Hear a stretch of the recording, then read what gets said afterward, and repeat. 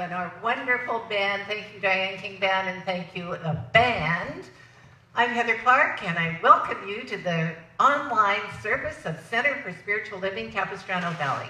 We begin always with lighting the flames of faith, which is a call to service. We perform this ceremony to promote the universal consciousness of life, which acknowledges that all peoples and all faiths, all sentient beings, come from the one great universal presence, which we call spirit. Fundamental to this truth is the unifying nature of all religious thought and experience, which we honor here today. We light the candle for the Tao, honoring the universal path of harmony and equilibrium, the natural way. We light the candle for the shamanic traditions, honoring the beliefs and practices of all indigenous peoples, the way of primal spirituality. We light the candle for Hinduism, honoring the path of knowledge, action, and devotion. We light the candle for Judaism, honoring the ethical path of living by sacred law. We light the candle for all forms of Buddhism, honoring the Four Noble Truths and the path of compassion. We light the candle for all forms of Christianity, honoring the Christ consciousness as the path of love. We light the candle for all forms of Islam, honoring the path of compliance with the will of God as the highest calling. We light the candle for the universalistic religion of Baha'i, honoring the path of unity and peace. We light the candle for all forms of New Thought, honoring the metaphysical path of mental healing through the practice of universal spiritual principles. And as Reverend Judy Chapman lights the last candle, let it represent the path that brought you here this morning.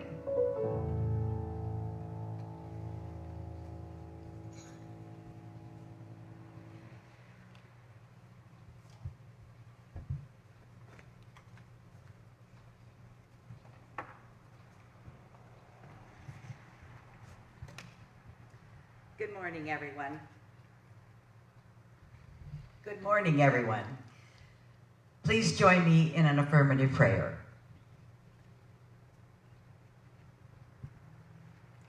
We come together this morning in the presence of Almighty God to recognize and to acknowledge that there truly is only one life.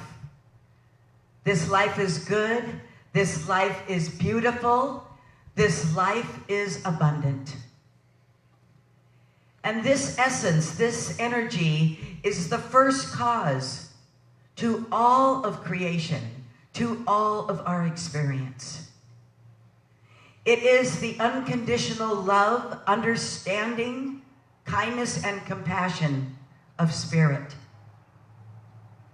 So I know that all the qualities of God, each and every one, are expressed through each one of us, because we are the instruments through which God expresses here on this planet. We are the joy. We are the understanding, the commitment, the love, and the presence of spirit. We truly are filled with this beloved energy. And so this morning I do affirm and decree that all is well, and that we are open this morning and receptive to all the good that is ours.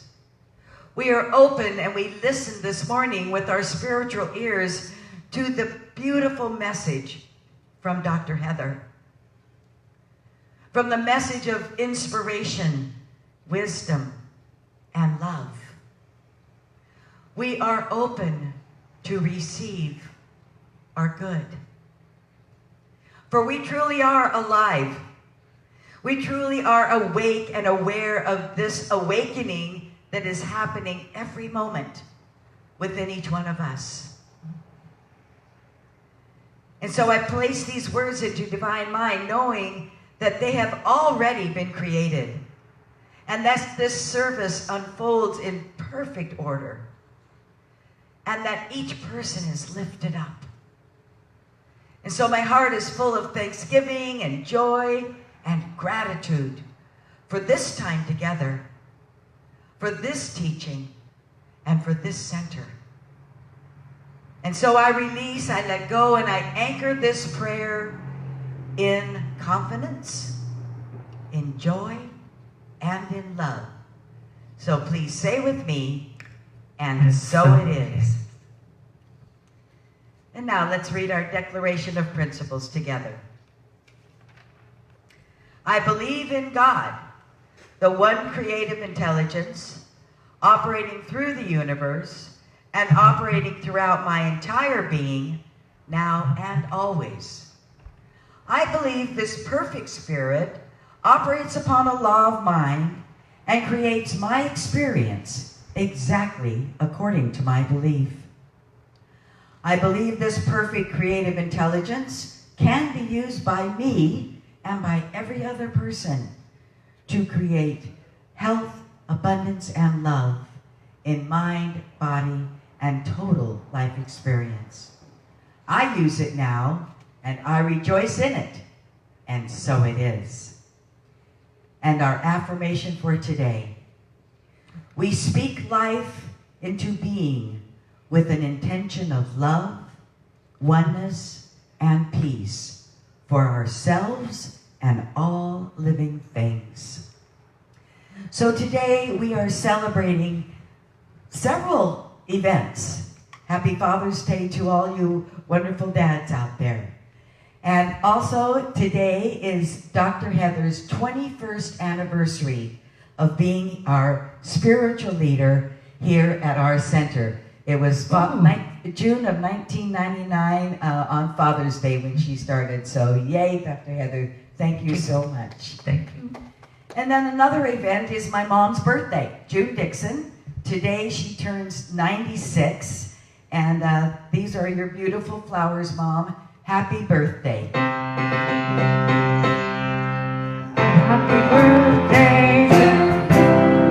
Happy birthday to you. Happy birthday, dear June. Happy birthday to you. And what a wonderful day it is. It's also solstice, so it's first day of summer, so we have all sorts of things to celebrate. And in honor of solstice, we will have our chant and meditation. So Alan Dale is going to lead us in the chant, and I do have the lyrics here. It's the One Light, written by them, or maybe by Rick, I wasn't sure. And here we go.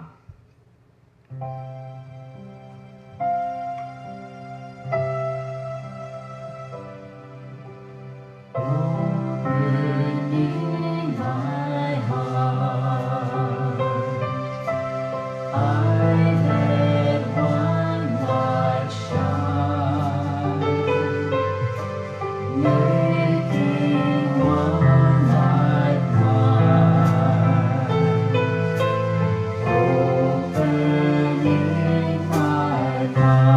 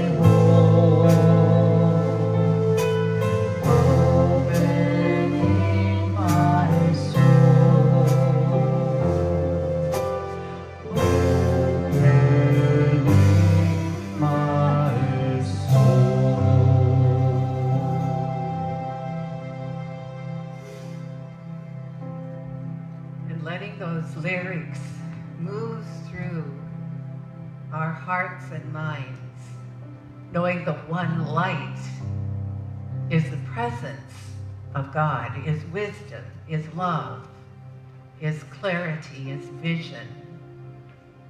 And this wonderful solstice day, we imagine that that light is truly in our cave of our heart. We allow that light to fill that entire cave, to illumine our mind, to illumine our soul. I know and know that I know that this is so.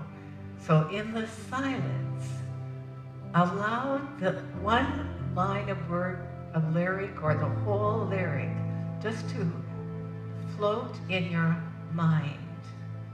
Don't force it, just let it, like you're floating on a beautiful, beautiful, calm lake, just floating, completely supported by the power of life, knowing that in this very moment all is well and all shall be well. In this very moment, God is, I am.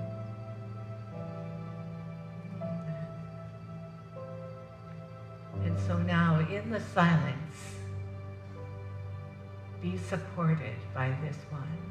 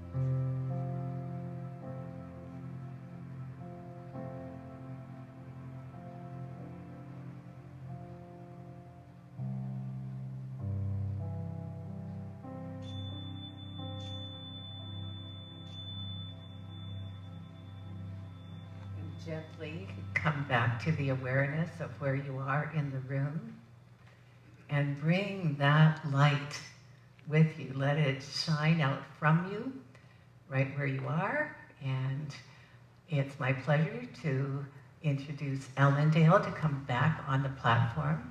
They're going to sing a wonderful song in celebration of Father's Day.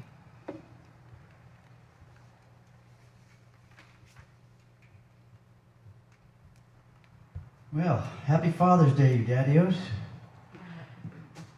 Everybody is having a conversation at one point or another, either with themselves or with someone else. And this is a song about a conversation between father and son. It's called Father and Son.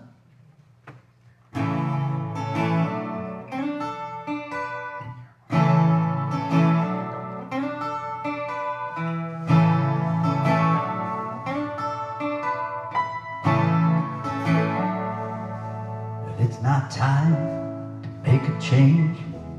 Just relax, take it easy. You're still young, that's your fault. There's so much you have to know. Find a girl, settle down. If you want, you can marry. Look at me, I am old, but I'm happy.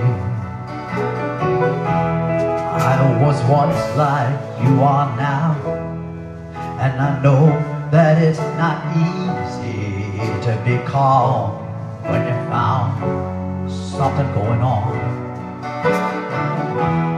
Take your time, think a lot, think of everything you got, for you will still be here tomorrow, but your dreams may not.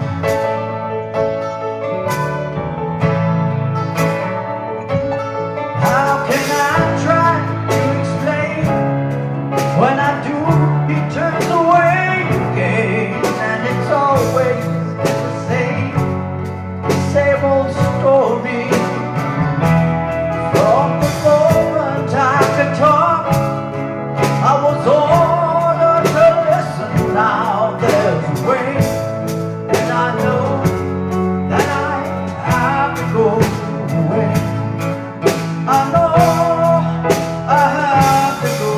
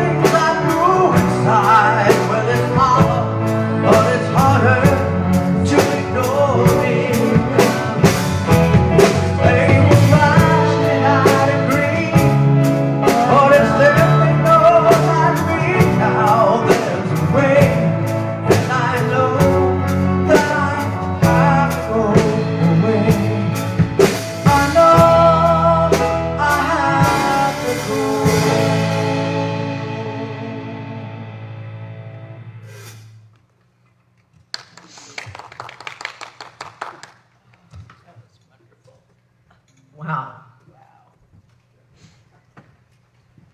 Who wrote that one, Rick? Cat Stevens. Wow. Wow, wow, wow. That was just incredible.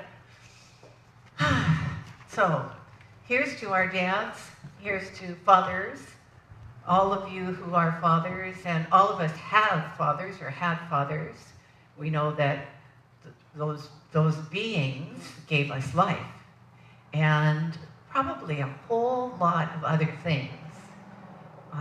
Yeah, we probably had to listen way more than we got to speak. And I'm really filled with Gordon Clark right now, filled with the memory of him and all of the wonderful things that he did and who he was to me. I know for my sisters and brothers, it's like we all had a different mother and father. But I appreciated my dad. My dad was brilliant. His degrees were in mathematics. And so, of course, he taught the maths and the sciences, but he loved literature. So my love of literature comes from my father, who could quote reams and reams of poetry just by one little tweak of his memory, and you'd get 4 or 5 pages of verse. Once when my heart was broken and I was feeling really like I'm never going to be in a relationship that works, this was many, many years ago, he wrote me a letter, and in the letter he just filled the letter with compassion and love, and he quoted Tennyson, "'Tis better to have loved and lost than to have never loved at all." What a wonderful gift for a father to give his 20-something-year-old daughter, who's already been married and is now unmarried and heartbroken yet again. It was so kind of him, because certainly it wasn't his experience of life. It was compassion for mine. And but as I was planning this, what kept coming to me was he had this wonderful sense of humor, and that we really appreciated, especially when his 2 brothers or his brothers and his best friend would be together, and they would have such wonderful time with words. They would play with words and toss them back and forth, and just have such a good time teasing each other, but not in a mean way, and teasing us about life. So what kept coming to me this morning was, yes, that he's the one that taught you the lyrics of Sweet Violets. So for those of you too young, you might not know this wonderful song, which is, there once was a farmer who took a young miss in back of the barn where he gave her a lecture on horses and chickens and eggs, and told her she had such beautiful manners that suited a girl of her charms, a girl that he wanted to take in his laundry. And then if he did, they would get married and raise lots of sweet violets, sweeter than the roses. Of course, it was so playful, and that was I think the cleanest version of it. And it was fun to sing because, of course, we all could rhyme, and so we knew what was intended in those places where the word was chosen, another word was chosen that didn't rhyme. So thank you, Dad, for your sense of humor. Thank you for your love of poetry. Thank you for your brilliance of mathematics.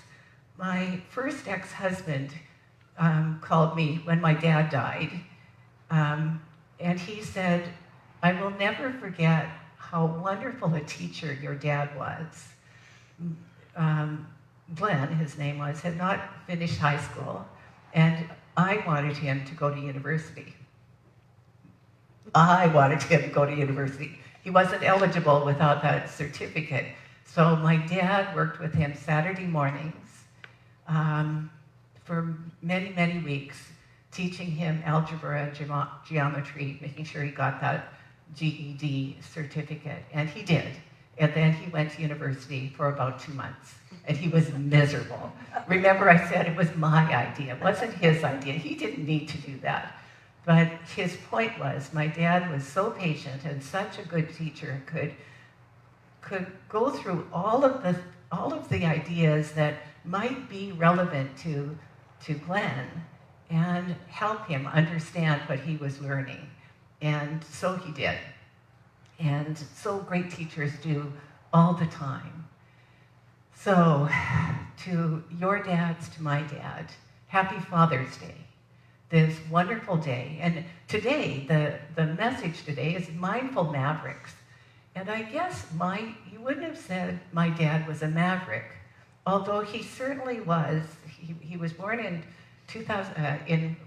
1912, so he went through the 20s and the Depression. He and Mom didn't get married until 38, and the Depression was when a lot of his creativity came out. He wrote poetry, and they had a bridge club, and all of these young people, they were in their 20s, none of them married yet, would gather together and play bridge and read poetry and sing songs and probably drink whiskey. I don't know about the drinking part, but they probably did that too.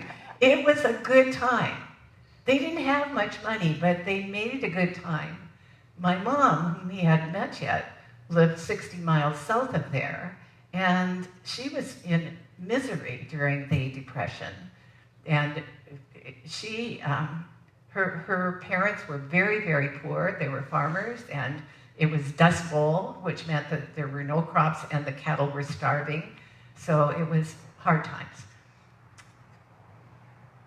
And I think it was hard times both places, but we have choices. And my dad chose to be with his friends, sing songs, write poetry, have fun playing a game that they all liked. So in that way, I guess he was a maverick. And for all of the mavericks everywhere, I salute you. Today, the message is mindful speech. Mindful speech. And mindful speech can be those beautiful poems or the funny ones. It can be the witty conversation. But if you read Don Miguel Ruiz, The Four Agreements, what that Toltec wisdom, so the Toltec culture, the wisdom of that culture was that the ancient ones knew how to live life elevated, increased, prosperous, joyful, happy. And the reason that they weren't living that way because they had forgotten. And Don Miguel Ruiz, who wrote the Four Agreements, was just recalling this ancient wisdom. And what the Toltec people said is, it's as if all of us are in a dream. And a dream is filled with smoke. We can't see anything but what we've come to believe is true. And everything we think we know is false. Everything we think we know is all based on outer circumstances, outer things. And if you but learn these 4 agreements, your life will be transformed. And they're not easy to keep these agreements. The agreements are agreements with yourself. With yourself. The first agreement is be impeccable with your word. Be impeccable with your word, which means right speech. And it actually, in John chapter 1, I think, but anyway, in the Gospel of John, he says, in the beginning was the Word, and the Word was with God, and the Word was God. In the beginning was the Word, and the Word was with God, and the Word was God. And what that means is that the creative process begins by that universal intelligence having an idea and speaking that idea into form, giving birth to something. That is exactly the science of mind. What are we giving birth to? What are we speaking? What are we saying is true? To be impeccable with our word means not to sin, not to speak falsehoods into life. So if it is not of God, if it's not whole, if it's not prosperous, if it's not true, if it's not lovely, if it's not any of those things, then it's a sin. Sin just means to miss the mark, and you've missed the mark, and there have been consequences. And there have been consequences of that false thinking, of those incorrect ideas. Are you damned to hell for all of eternity? No, there is no such thing. The hell that we experience is right here. We create it in our own minds, in our own lives, and yes, we create it by our thoughts and our speech. So today, can you be a mindful maverick in your speech? Which means not. It means not to hold blame, not to hold shame, not to hold regret or guilt for anyone, including yourself. Including yourself. To speak from a place of wisdom and life and light. To know the truth, and the truth does set us free when we do know it. And to consistently speak this truth. What that means is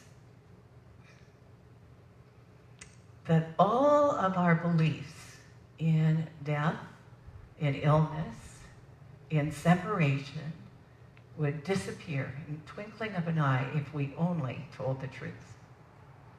It would mean for most of us turning off our devices so we couldn't watch any television at all, or radio, or any, so we're so connected these days. We've got so much information coming all the time at us. You cannot change what other people are saying, but you can decide, if you take it in, you can decide, is this true for you? Is this right speech for you? And it reminds me of Raymond Charles Barker writing the New York Sunday paper from cover to cover, reading it thoroughly, and then turning it over and saying, there, and there's not a word of truth in it. So he was willing to be informed, and he had that consciousness that he could be informed and still stay raised up in the joy, in the celebration of life, in the goodness of life, the celebration of life. So, be impeccable with your word is right speech. And it really is a maverick idea in these times. Can we speak rightly about all beings, starting with ourselves? Can we live in a both-and world where, as you see, I'm wearing my mask most of the time when I'm not the one speaking, and that's obeying the laws of the state of California. Can I do that with a clear conscience that I am someone who believes in this teaching 100%? 100%. I do the mask for other people, and I guess for the governor, but because he passed the law, but nevertheless, he's not here. We're here. And you're here. So, right speech doesn't mean, a lot of people talk a lot of the time. And I know some of you are going, yeah, you talk some of the time. But I want you to imagine there are people that just are never quiet. They're always talking because they're uncomfortable in the silence. So the second point of right speech is to speak up when it's called for, to tell the truth, to speak up when it's called for. I signed up for a course yesterday with Centers for Spiritual Living. It takes place on Fridays, and I told the Friday group that I wouldn't be able to join them anymore because I was going to do this course. And one of the people in the Friday group said, oh, good, you could then teach us. Well, I thought it was going to be based on a book called White Fragility. I bought that book online, so I have it. It's not. It's based on another book which has got a terrifying title called white supremacy and me. White supremacy and me. Yikes! So anyway, I suspect that there's going to be a lot that I can learn, and a lot, I tried to get the book right away, and they're sold out in Amazon. In Amazon, sold out a book. I was quite surprised by that. This book is written so that we can go deeper into our unknown beliefs, prejudices, and biases. And it's just for those who identify as white. So I'm very excited about this course, and I'm terrified about it, because I'm sure there are things I'll find out about myself. Just like any deep work we do, I find out things I don't like. And I would love to just close my eyes to and say, that's not true, it's never been true. But if it didn't come up in the course, if it weren't in me, I wouldn't find it. So, and it doesn't actually start until the 3rd of July, so I have time to find that book somewhere. And you can just hold me gently, knowing that if this is what I'm called to do, that it's the right thing for me to do, and that it will help me speak up when I need to speak up. I have such a blessed life. I have such a blessed life. There are so many reasons for me to be grateful and to be thankful. And certainly our wonderful musicians, our wonderful volunteers, our ministry is part of that. My kittens are a part of it also, because many of you are sheltering at home with someone. And I consider you very, very blessed. Because for these 3 months or 30 years, however long it's been just my cats, and they're still very shy. So they don't always want me to be around them when I want them to, but I want them to just be there so I can get the warmth of their bodies and their purrs. Yeah, that's not what they have in mind. They're curious, they're cats, and they're independent. And it is all good. So, Centers for Spiritual Living also sent something this week. And, you know, for the last 2 or 3 years, their support of us ministers has been something that's been very fiercely opposed by part of my staff. And it's very hard on me to come into work and say, who does Ken Gordon think he is, and why does he have the right to be talking about this? Well, now it's not Ken Gordon, it's another spiritual leader. And we got, I think, a wonderful message about Black Lives Matter. I'm going to read you just a portion of it. It is about speaking up.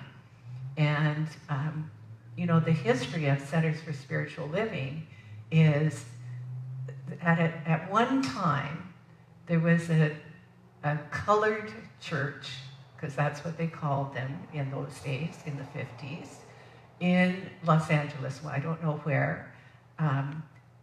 But the Science of Mind staff magazine decided to separate it out and put it at the end of all the churches instead of alphabetically. And Dr. Holmes did not like that. So he went to the church. He gave his pulpit to someone else, and he spoke directly to it. This is not going on. There's only one mind.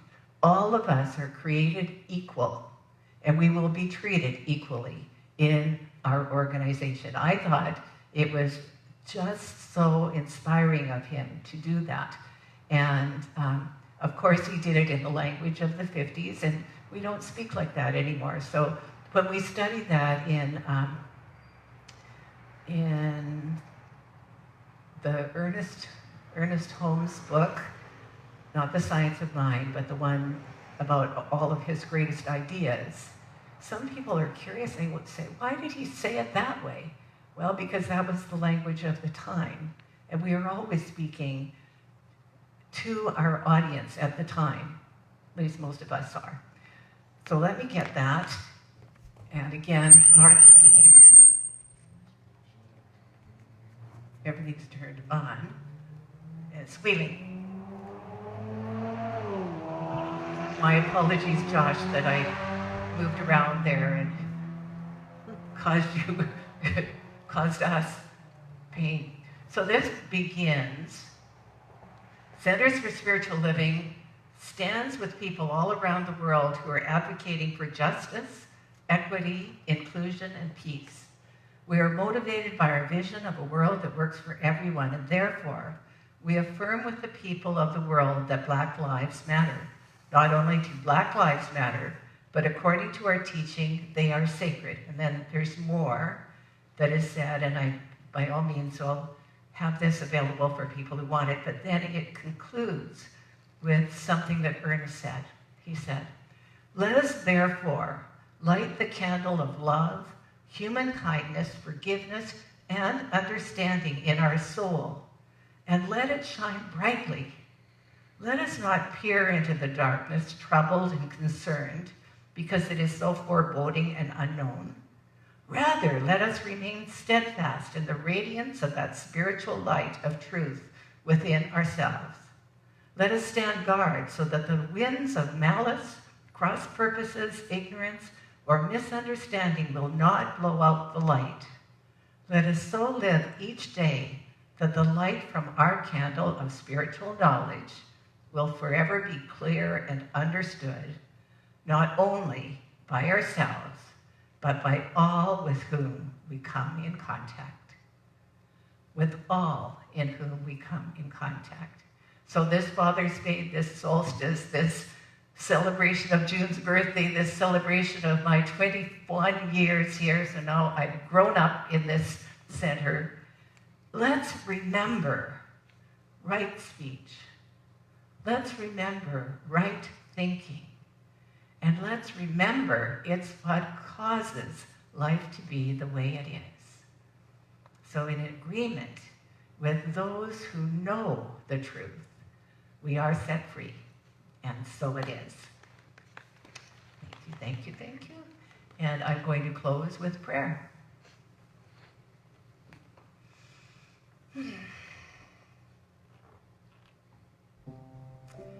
In this holy moment of right now, I recognize and know that there is only one life, and that life is God's life. That life is whole, complete, and perfect. It is the Alpha and the Omega. It is that one power that is forever moving throughout all of creation, lifting it up, animating it, giving it light, giving it love, causing it to grow, grow, grow. So what I know is that I'm growing into my spiritual awareness of truth and nothing but the truth. What I know, and I speak this word in the first person for each and every one, God is love. And I, made in the image and likeness of God, am love. I am loving and lovable and lovely in every way. I let my speech rest in that love. So I speak words of love. I speak words of kindness. I speak words of clarity. And furthermore, I listen with ears made new by love. The other opinions are important for me to hear, so I hear them all through the filter of loving kindness, through the filter of understanding. What I know is not only am I made in the image of love, I am made in the image of prosperity. The source of supply lives within me, so I declare a prosperous life, a life filled with good, with greater and greater good unfolding, with joy, with blessings. I'm blessed by the people, places, and things in my life. I'm blessed by this ministry. I am blessed in absolutely every way. God is that I am. And not only am I love and prosperity, I am creativity.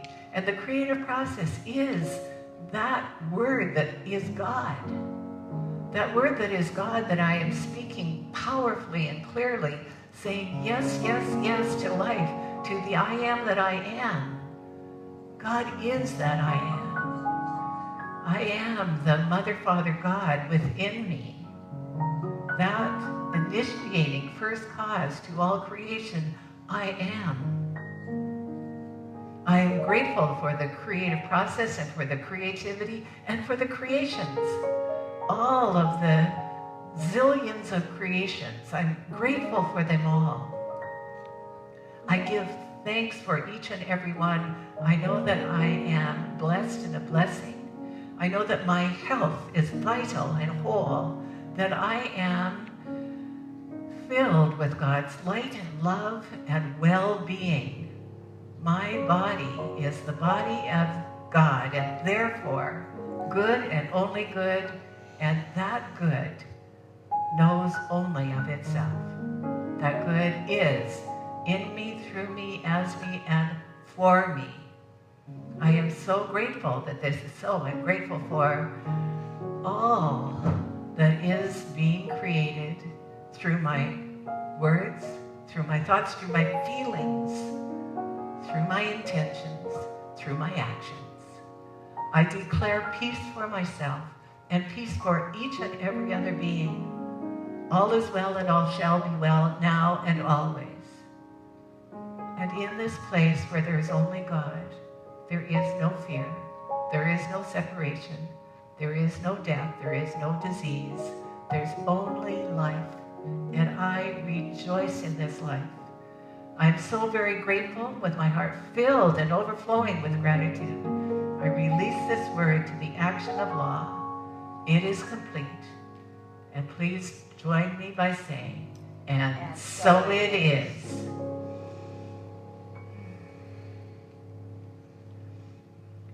It's time now for us to practice the law of circulation, which is our time of giving and receiving. And if this is a day that you are giving, by all means, write a check. And I've noticed that in the feed, someone lets you know where to send that check, or if you're going to go onto our website, how to get there. I'm so grateful. I think it's Pam Rock today, so a shout out to Pam, and also to Julie, who has been doing it so consistently. She's celebrating Father's Day with her husband. The song that Rick and Karen are going to do next is one that always brings me to the awareness of yearning for God. And we need not yearn. God already is. And our decision for God is blessing us right now. So, to make me feel your love. 2, 3, 4.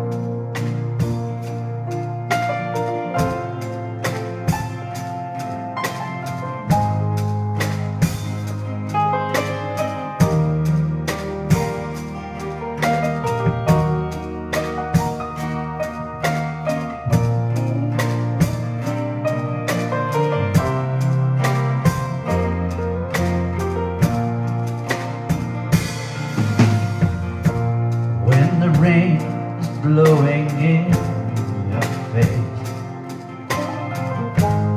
and the whole world is on your case. I could offer you a warm embrace to make you feel my love.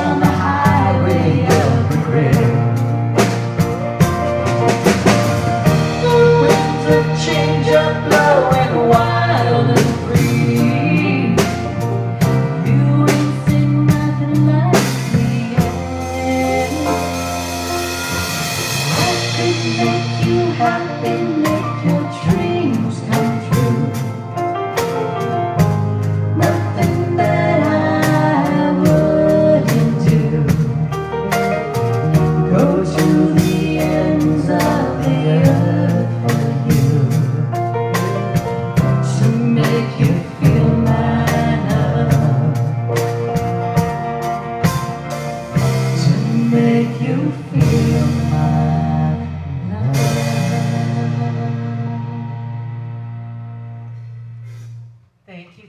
Thank you so much. I suspect tears are not there. Oh well.